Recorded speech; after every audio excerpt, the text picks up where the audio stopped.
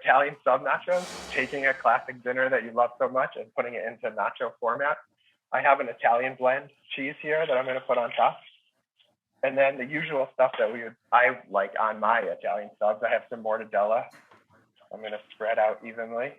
Wow. Some salami here. And I have some roasted red peppers that I'm going to put on top. Oh really man, this is John, my husband's jam. This is his world, man. I mean, nothing beats a perfect Italian sub, but if you put it on nachos, you can definitely get pretty close.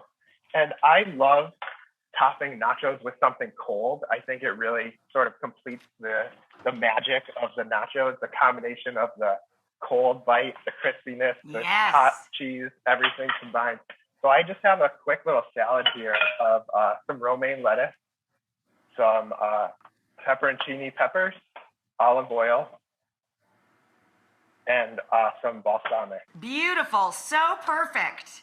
And that's what you love about the sub too, is the Italian salad flavor on top of it and the hot pickled vegetables. Exactly. I think it's so important to the final flavor of the nachos, of the sandwich, that it works so well. The nachos, it really drives home the idea of having that sandwich as a nacho. Man, those are insane. So I took the idea of the spinach and artichoke dip and separated it into all of its different components so that I could put it on the chips in a more sort of like well-rounded way for an actual dinner time. I have cream cheese, sour cream, and mayo in here. And I'm just going to add some lemon juice and a little bit of grated garlic. You know, you could let the food processor do the work, but I like to grate it a little ahead of time so that you don't end up with any big chunks.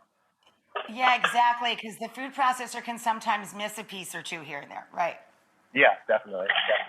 So it just pulse that a little bit, but I have some here. I like to put a little bit of cheese down on the chips. I know that you sometimes broil your chips first before you put the toppings on to make sure they're crispy, but which is great and it works really well. But also, if you look for these super sturdy chips, you can skip that step as well. Yeah, I have just discovered those myself. They have really thick, sturdy chips now that have hit the market, and it really takes away that whole step for me. I agree with you. And I love that you put a little sealer of a thin layer of cheese first. It helps preserve that crispy factor. Definitely. And, those chips is almost like making them homemade. So I'm putting some spinach on here. I just dried it out on the towel first, and then I have the artichoke. So like I said, I took the components separately instead of making them all one dip. And I think that sort of like it has a better presentation. You get more vegetable, and it's not as soggy. Not as soggy, yeah, more vegetable, more like a full dinner. And when I'm making the chips too, I like to kind of take a step back and squint at the tray and look at, like, make sure you have the even layer of everything on all the different chips. Kind of like you're making some sort of like Picasso piece. So I have one in here that's finished. I'm just going to grab it out. And look at that ooey, melty, crunchy goodness. And, these are just so good. And the creamy mixture that you put in the blender, it really kind of combines with the cheese to make such like a really great oozing factor that I love so much about any nachos, right? And what was your cheese choice on this?